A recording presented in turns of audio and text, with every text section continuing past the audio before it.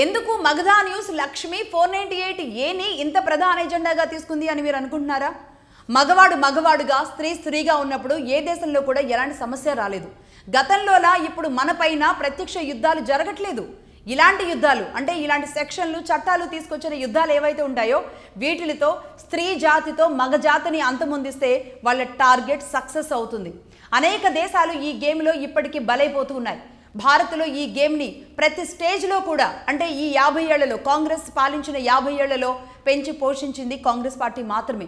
అది 1947 స్వాతంత్రం వచ్చినప్పటి నుంచి కూడా ఇదే జరుగుతుంది. దానికి ఫైనల్గా నేను ఒక ఎగ్జాంపుల్ చెప్తాను. భారత్ పాకిస్తాన్ విడిపోయేటప్పుడు భారత్లో ముస్లిం జనాభా ఎంతో తెలుసా? 6.7 కోట్లు. ఇప్పుడెంత? 25 కోట్లు.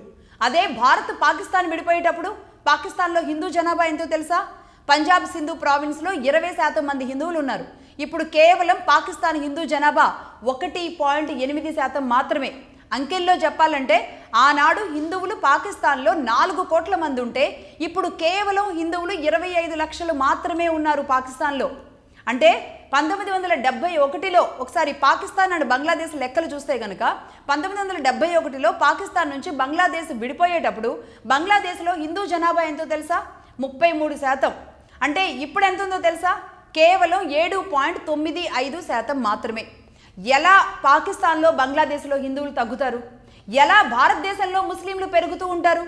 దీని గురించి NDA citizenship amendment act CAA తీసుకొస్తే దానిని ఆపడానికి మాత్రం గొంతులు ఎక్కడి నుంచో భయంకరంగా లెగుస్తూ ఉంటాయి.